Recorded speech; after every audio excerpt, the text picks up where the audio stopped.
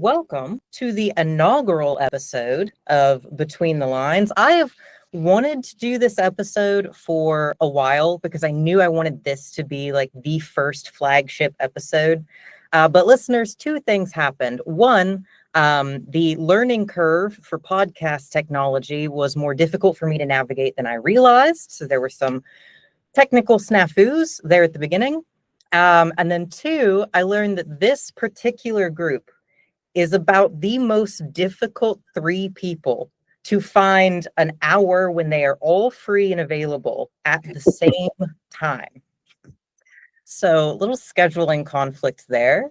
But this episode serves to kind of introduce the coalition, talk about who we are, where we came from, and where we're going.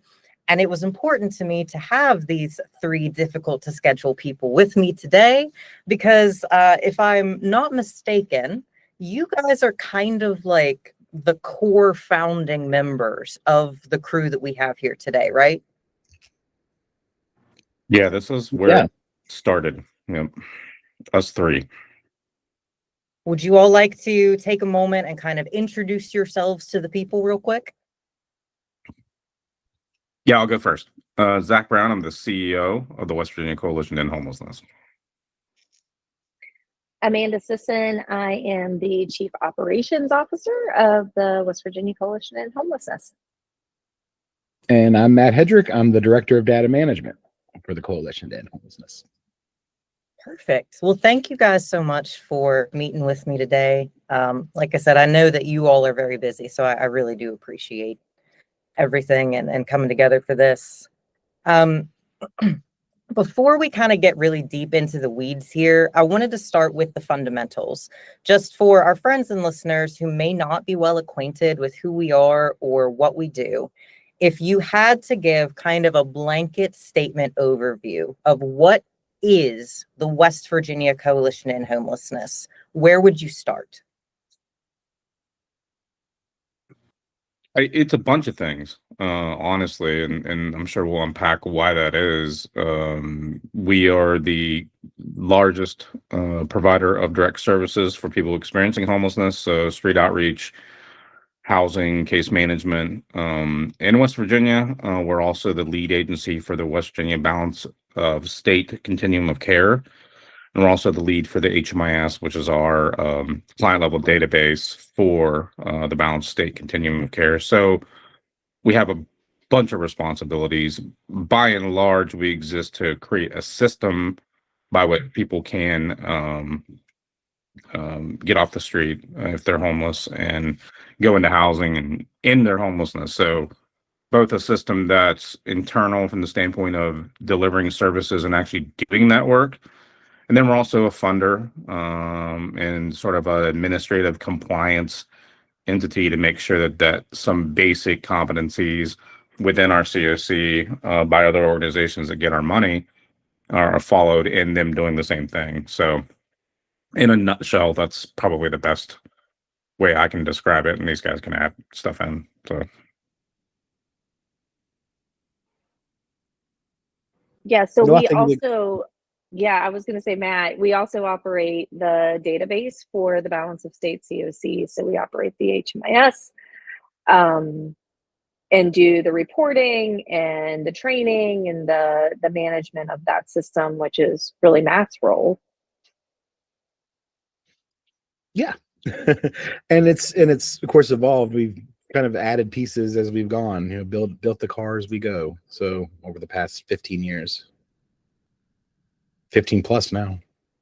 Yeah, so we wear a lot of hats. There's a lot of things involved here, which I think is evident given that description, both through the direct services side of what we do and then all of the behind the scenes stuff that y'all just mentioned. So I guess the next question would be, what was the conception of the coalition as an entity? How did we come to form, and how did we end up taking on all of these various responsibilities? Do you want me to go? Because I was there. Yeah, you go ahead and go, and I'll we'll pop start. in. You start. So we have existed in name since 1994, believe it or not. When I first was involved with the coalition was back in 2003, when I worked at North Central West Virginia Community Action. The community action that actually all three of us at one point worked for was my first foray into homelessness because it actually had two homeless shelters. It had one in Fairmont and one in Elkins. So I kind of gravitated towards that, and that's how I found out the coalition even existed. So I started basically as a young development director at a community action that had homeless services, going to back then what was effectively kind of a collection of what we call the contract shelter providers in West Virginia. So we're a right to shelter state, and we have a line item, which is, I'm learning, kind of unique in our state budget for shelters to operate, and we did back then as well. So this was kind of a gathering, at first an informal gathering of basically shelter providers, just to talk about what they were going through, like what services look like, what, there was sort of a co-monitoring aspect to it. And then as the years progressed, it became a lot more formalized, and I was there for a lot of that too, in terms of like becoming a 501c3, having a board of directors. And then fast forward a couple years, and coalition meetings became kind of like this collection of people from across the state, the other COCs as well, getting together, talking about homeless services, at least what that version of homeless services was back then. We would meet at the DHHR in Flatwoods. It was a huge meeting. And that's really kind of like where it got established as an organization. And then a little later, we had a particularly dynamic, I would say, president of the board of directors, Kim Walsh. She worked for DHHR for a long time. And when balance of state continuums of care became a thing, which was mostly in the rural areas, there was discussion back then about, okay, most urban areas or cities had continuums of care already. So in our case, like Huntington, I think in West Virginia was like the first continuum of care. And the question came up in terms of like, well, what about everybody else? What about the states that don't, that have this huge geography, lots of little cities and towns? What do they do? Why can't they get federal funding for homelessness as well, because they're experiencing homelessness? And that became one of the big turning points, was going after the first balance of state continuum of care NOFO opportunity. So that was the first time that we actually like got. We had some money, in terms of like dues and things like that. And back in the day, you paid like a membership fee to be on the coalition, but like that was the first foray into like actually established kind of grant funding to move forward as an organization. And then fast forward to 2012, 2010, yeah, 2010. The coalition received the HMIS grant. It was placed with the coalition by HUD. So at that point in time, the coalition realized that they needed staff, at which point Zach and Matt and myself came on as essentially contractors of the organization to run the database. Matt had database experience. I had the homeless services experience. Zach had the historical experience with the coalition. So we all three came on as contractors of the coalition back in 2010. We stayed in that relationship for a couple years. We had another contractor come on who then left and went actually to work for USICH, and she's went on to do really great things nationally from her start here at the coalition. But we came on in 2010. We did the HMIS training. We did just really building out the database, because it really wasn't essentially functioning as how a HMIS was supposed to be functioning. So we did a lot of training around that, a lot of like system redesign. We were doing the point in time count. We were doing the annual COC competition as well. So fast forward into 2012, we were still in this contractual relationship, but really not being contractors for anybody else. So we worked with the board, established a benefits plan, established just an employment relationship, which had never existed before within the coalition of having like actual employees. So we worked on establishing benefits and a payroll system that didn't exist. As simple as it might seem, we didn't have a payroll system. So we established all of that. And since that point in time, we really just kind of expanded exponentially along that same time. All 4 COCs were really talking about data sharing at that point. We were all on 4 different databases with the HMIS solution. So we at the Balance of State had one solution, Huntington had a different one, Wheeling had a different one, Charleston had a different one. So essentially, as folks who are experiencing homelessness move throughout our state, as they cross those imaginary COC lines, their data record of their homelessness, their experience all started over again. So they had to give all their demographics all over again. We didn't know where they had been or what services they had received in the other COC when they crossed, from Kanawha County into Lincoln County. They started over again, so to speak. So we were all collaboratively talking about data sharing, talking about the possibility of a data warehouse. And we got to the point where, why don't we all just go into the same database? We're a state of about 2 million people. Why do we have 4 different software systems? So that conversation involved HUD technical assistance. I'm making it sound way more simpler than it was, but surprisingly enough, it was a really easy conversation that we all had and we all agreed upon as 4 distinct COCs. So that happened in 2013-ish? 2012 into 2013, yeah. 2012 into 2013. And then since that time, again, we've just expanded services. We initially, as an organization, never wanted to be a direct service provider. That was never really our role. Funding announcements were, coming out. We were getting word from funders that people weren't applying for grants. We were naturally, as the Coalition to End Homelessness, getting calls from people who are experiencing homelessness. We were seeing the need be unmet by the current funded providers at that time, and funds weren't being applied for. So we knew that if we did go down this road of going after funds and becoming also a direct service provider, not just a technical assistance database funder entity, but we were going to dip our toes into actually providing direct services to people, that we wanted it to be done correctly.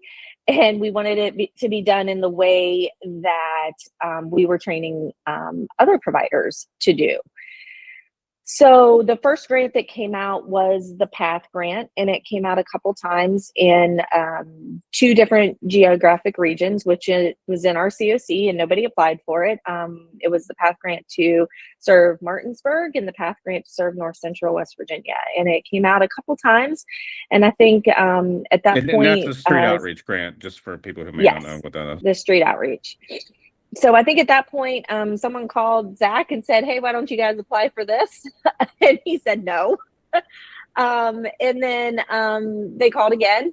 And at the same time, the Emergency Solutions Grant was out as well. And we knew if we wanted to do street outreach that we didn't want to street outreach to folks with no destination for them to go to. So we went after Emergency Solutions grant funding for rapid rehousing, and we paired PATH Street Outreach with Emergency Solutions rapid rehousing funds. We hired 2 staff members, and in the first year of operation, they outreached and housed over 100 individuals directly out of our agency. So they were doing in Martinsburg and in North Central West Virginia, they were doing the street outreach, the landlord engagement, the housing location, and the case management. And they were just getting it done. One of the staff is still with us. She's our continuum of care director now. So they really just made waves that first year, and really just kind of showed us that us doing direct service was a possibility. And since that point, we've just kind of expanded what we've been doing, and now we're one of the largest direct service providers in the state. And around that time too was on a national level, the 100,000 homes campaign was happening, and so we were able to utilize the services that they provided to really get out in the communities and kind of try and build those community relationships as well. And so there was a lot of early successes with that as well. So we were entering the direct service realm, and a lot of the communities wanted to do something, but they really didn't have a mechanism to kind of make that happen. And so around that time, and also the coordinated entry was right on the horizon. So there was a lot of talk around, prioritizing for housing, because there's such limited resources, and the need was greater than what was there. So we had to, kind of work around toward prioritization. So a lot of those things kind of came together in a perfect storm right around that 2013 to 2014 timeframe. And yeah, and we just, it was a really we're feel good. Sorry, it was a really feel good time to be doing this work. There was a lot of momentum from the national level, from the federal level, just behind getting people housed, meeting the most vulnerable people, meeting chronically homeless, meeting veterans, getting them into housing. There was a huge just push for housing first, from the national level and down to the community level. And it was just it was a feel good time to be doing this work, because it was very tangible, and it was very recognized work. And I don't know how Matt and Zach feel about it, but I think back to that time and I'm like, it felt really good. No, same. I mean, I think when I frame that time is like one of the best times, because we felt kind of on one page. The only thing I was going to bring up before I interrupted you is like we're glazing over like these stages as if there was no controversy in the midst of them all. I mean, there was. I mean, there definitely were people in the state that didn't want us to change HMIS products and were naysaying the being on one. And I only bring that up to kind of like I think that sometimes now we think that this is like the most controversial time that we've ever lived in. And there's a good argument for that. But like back then, people didn't want us to be on one database, didn't want us to leave our database, and we're very vociferous about that. So on top of it, we had a lot of naysayers when we first started doing direct service. Like, why are you doing that? You shouldn't be doing that. That's not the function of an organization like yours. And I think, and it's not that we thumbed our nose at kind of those criticisms. It's just, I think it's a good lesson in we always simplified, maybe oversimplified what our responsibility was in terms of like whatever it took to like find people, house them, and keep them housed. Like that was our charge. So when the naysaying came up, and there was a lot of stress involved with that, as much as that was sort of like, I would say, an awesome and kind of more innocent time to a degree. Part of that because of our own lack of experience and naivete, but also just a real pure kind of laser focus on what we were trying to accomplish. So when hard times did come up and there was controversy, at least for me, it set the stage for how to handle that kind of stuff in the future, because each step we took to do something different that was outside the norm, which it was all outside the norm then. I mean, we were headed in a direction that was not familiar for people here. And that change creates a lot of discomfort, but you have to stay focused. That's the only reason I'm bringing that up. So taking that kind of early 2010s period of the coalition, if I'm hearing you guys correctly, it sounds like it was simultaneously both a Renaissance era and also the Wild West. So from that point to today, to where we are now, the year of our Lord 2025, how have things changed, either culturally or just in our logistic operations, from that kind of more pure, as you put it, Zach, Renaissance, Wild West period of the 2010s to where we are now? I guess I don't want to talk too much about, because I mean, when I think about, and it kind of freaks me out when I think about when we first started versus kind of where we are now. But I think everything changed.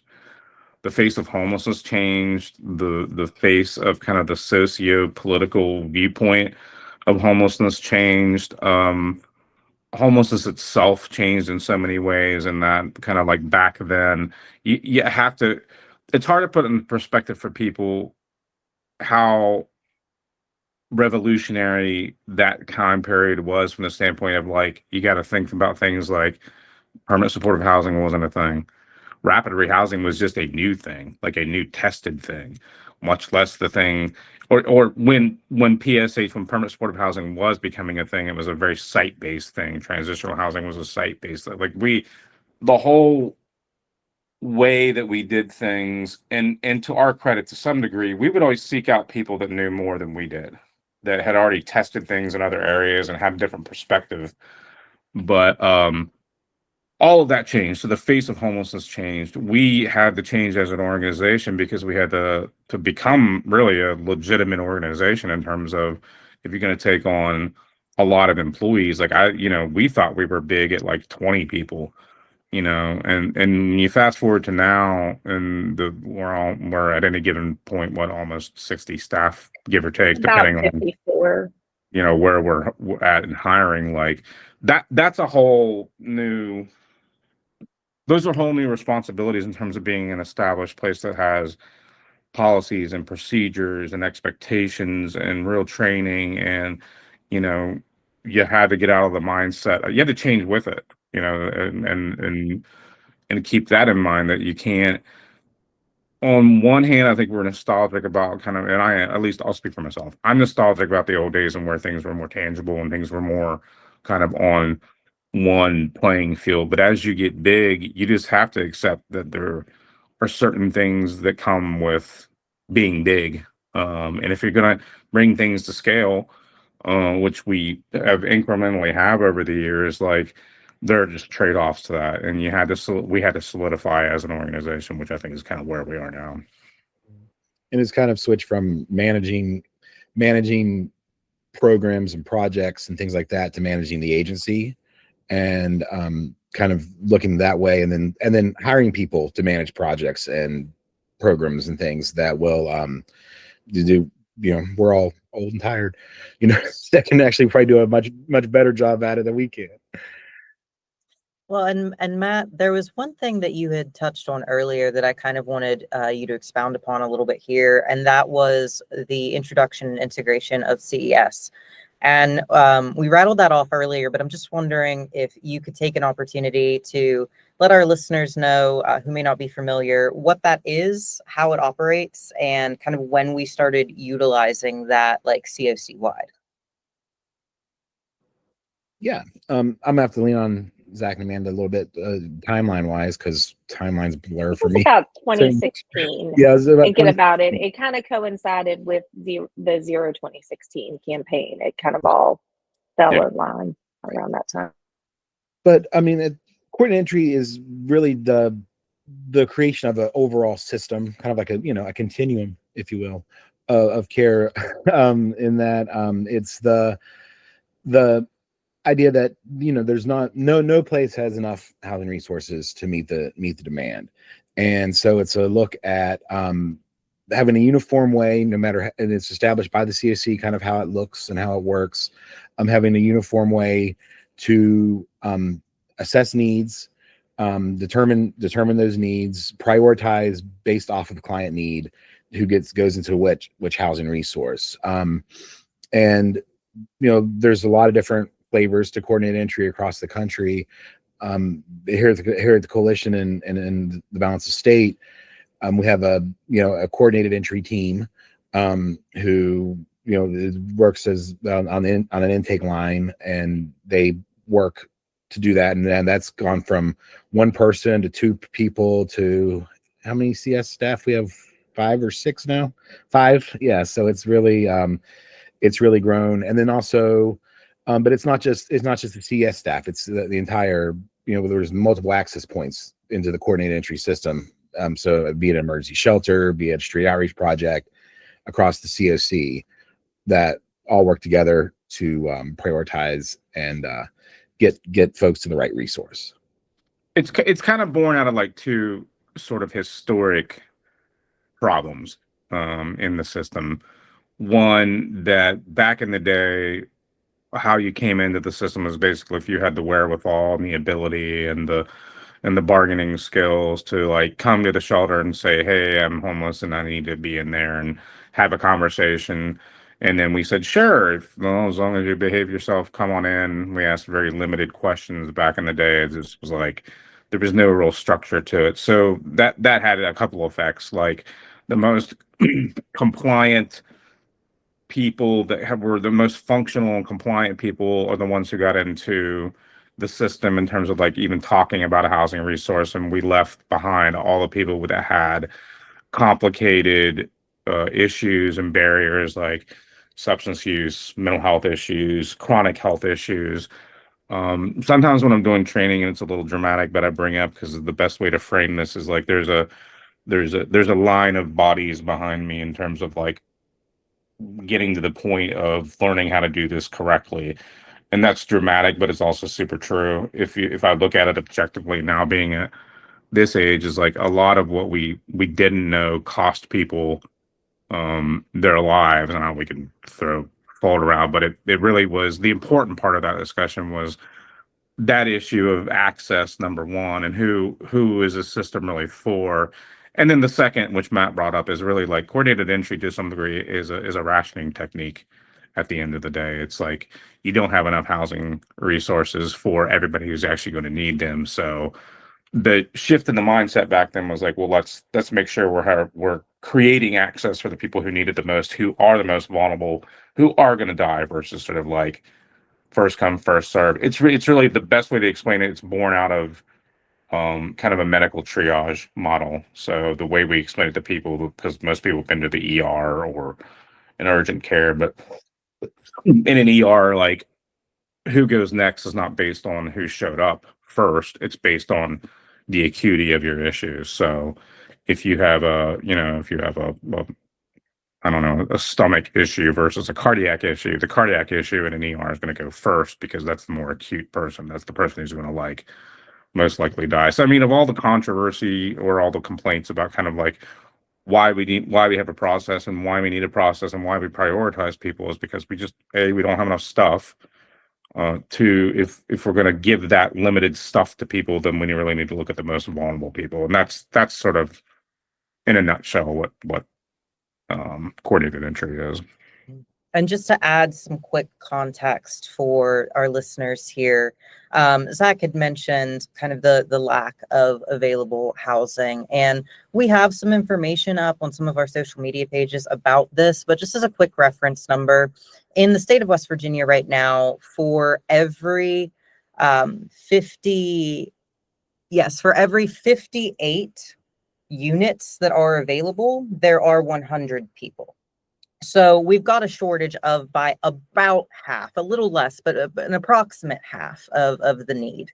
So I just wanted to add that context there, because I know that is a discussion point that gets brought up of, is it a lack of availability or is it a lack of access to the services? So it actually a great book along those lines is a book called Homelessness is a Housing Problem. And it really, if people are interested, it really gets into the lack of housing market elasticity and how that affects homelessness. And it's about cities. It's not about rural areas, but there's a lot of lessons in that book about why historically is that a thing?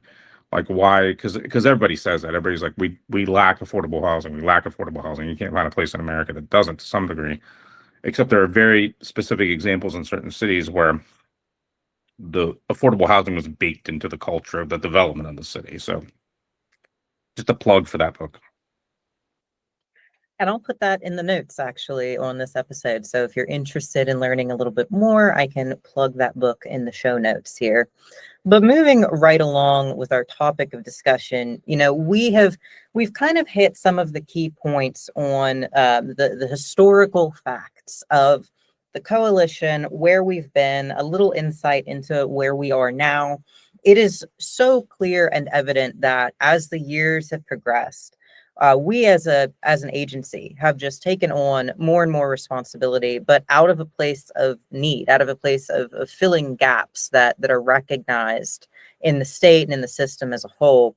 So this is the part of the episode where we get a little bit speculative now and kind of looking at the future of the coalition. I'm just wondering if I could get each of your perspectives on maybe the direction you see things going, how you see things shifting and evolving from this point, given some of the current needs and gaps that our state is facing.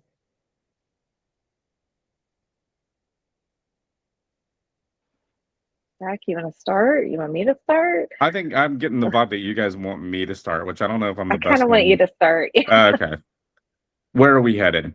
I think that's the $25,000 question right now, in terms of I've never had a time in my career, and I don't want to speak for these guys, where I am less sure about where we're headed. And for someone like me who's always I always want to look towards the future. I'm not a very patient person, and I don't kind of like I'm not good at living in the here and now, other than what's the next thing we're going to do. So I mean, I dig innovation, I dig kind of like weird creative stuff, and that almost it's incumbent upon you, if you have that mindset, to think about the future. I think the rub right now and the issue right now is there are a lot of things, but I'll kind of like try to synthesize those. Is that there's definitely a obviously political and socio-political opinion about homelessness, and whose fault that is and whose responsibility that is, etc. Definitely a vibe of, in my opinion, basically we're turning the clock back 10, 15 years in terms of attitudes of, whose personal responsibility is. I see a real lack of empathy, maybe more than I've ever seen in my career, a real lack of kindness, a real lack of the ability to look at somebody who's going through something and put yourself in that person's shoes. On the political front, in the governmental front, there is definitely a movement to end COCs. There's no other way for me to put it. Like, there is a movement on the federal level to, they think that we as continuums of care have been ineffective, are ineffective, are radical, are wasteful, or you name it. We've been called everything but nice guys, in my estimation, over the past, let's say, 9 months, a year. So there's definitely a movement away from compassion, a movement towards punitive action, punishing homelessness, punishing poor people, criminalizing it, and a move away from, I think, viewing people who are worse off than a lot of us as not human, or a subset of humanity. And that's not unfamiliar to us, but it's unfamiliar to me from the standpoint of it's so widespread now. I mean, I think some of the stuff that you see, for instance, in social media, some of the comments are just abhorrent. They're violent, they're vile. I think we've really turned a corner where we're not treating each other very well, period. So there's that. What's that mean for us in terms of going forward as an organization? There are the unknowns where I don't know. However, what it has provided me with is a hyper focus on why we do this in the first place. So what are the real values? Because it was way easier to do it when everybody thought you were cool for doing it. So now that everybody doesn't think you're cool for doing it, what's that mean? That means a real doubling down and a real soul searching of, why do I do this? How far do I push it? What is my purpose here? And really, for me, it's made things, while it's muddled certain things for me personally, it's made it very clear kind of like who I am and why I do this. Like, we're here to help people under any circumstance. You know, I'm not really good at what's been hard for me to also, to a degree, from an organizational, from a leadership standpoint, is like biting my tongue.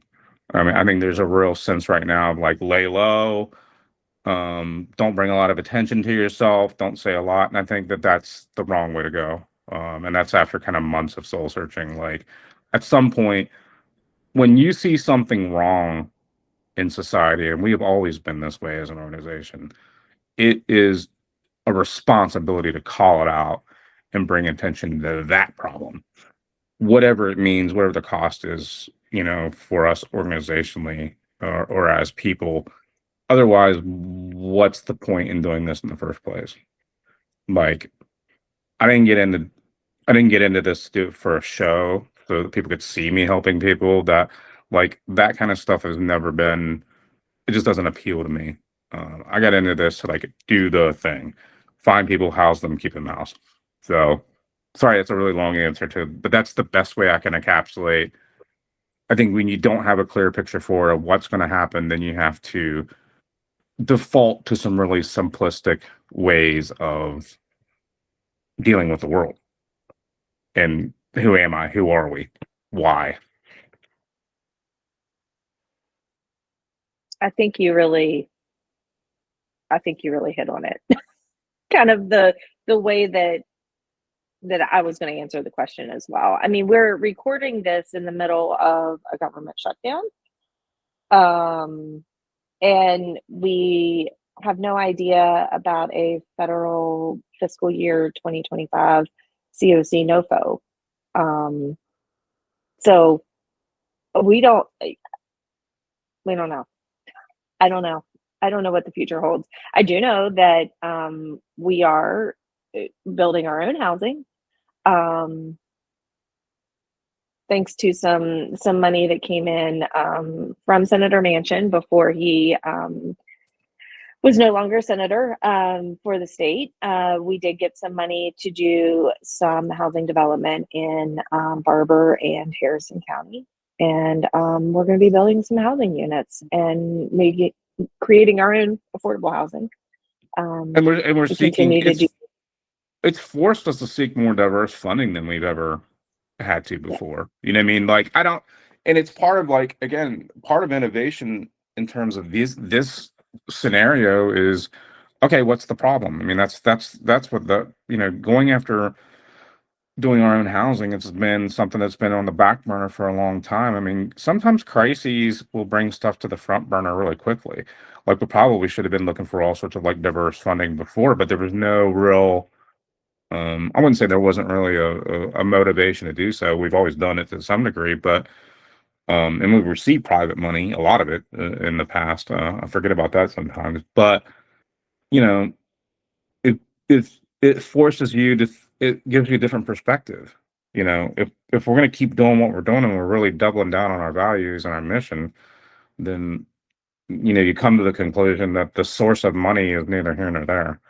Money is just money, at the end of the day, whether it's federal money or private money. And like, get off your butt and start looking at ways to keep the mission going. Whose wallet it comes out of is kind of neither here nor there.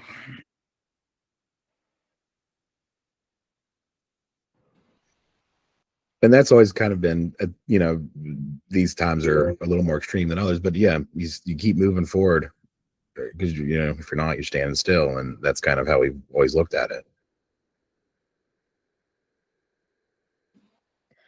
So and I know that Amanda mentioned the government shutdown.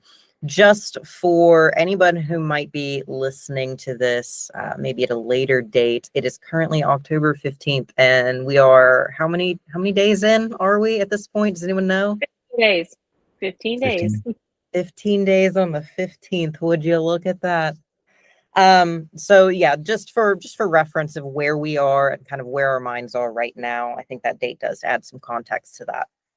But now, kind of as a close, for our wonderful guests here today, if there was kind of a final note, just something that either about the coalition itself as an agency or about homelessness services in general, if there was a final note that you could leave with the listeners today, something that you would really just like to impart upon them, is there anything that kind of immediately comes to mind? I know for myself, while you guys take a moment to think about that, what Zach had mentioned regarding kind of human empathy and human kindness right now, especially in the place in the world that we're at, really resonated with me. Just a really good reminder to, treat people well, treat people like humans. I think that treating people with dignity is one of the big cornerstones that our agency kind of rests upon. And so, for myself, if I had to impart anything on behalf of the agency to our listeners, it would be that, to just remember human dignity, even in your small interactions. I'm wondering if any of you have any kind of final thoughts. Yeah, I would just say that there's no one out there that is not deserving of housing. Everyone deserves housing. Everyone deserves to have a roof over their head, and be given an opportunity to be successful in housing, whatever that looks like.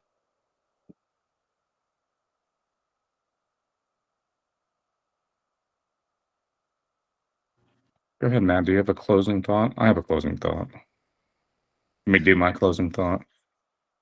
I Yeah, think go ahead. if you can't default to empathy and dignity, then at least understand the pragmatic reality that you're not going to arrest this away. At the end of the day, it doesn't really matter why somebody became homeless. They become homeless for as many reasons as anything happens to us as human beings.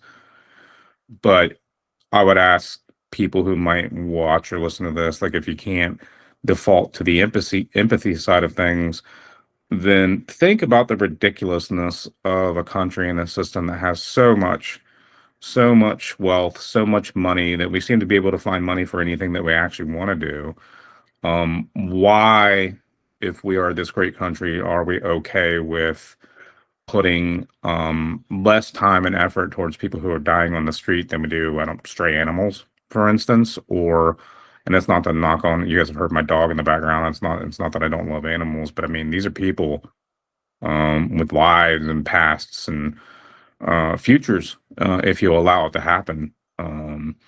So there's something fundamentally wrong, and then we'll probably get into a lot of the pop psychology of why I do this for a living in the first place. Fundamentally wrong with so much abundance that we do have, and then so much apathy towards people who don't have anything. So that would be my one. That would be my one ask, is that you're not going to arrest it away. You're not going to force it out of your town into the next town, into the next town, and then the next town that lacks any logical, linear, anything.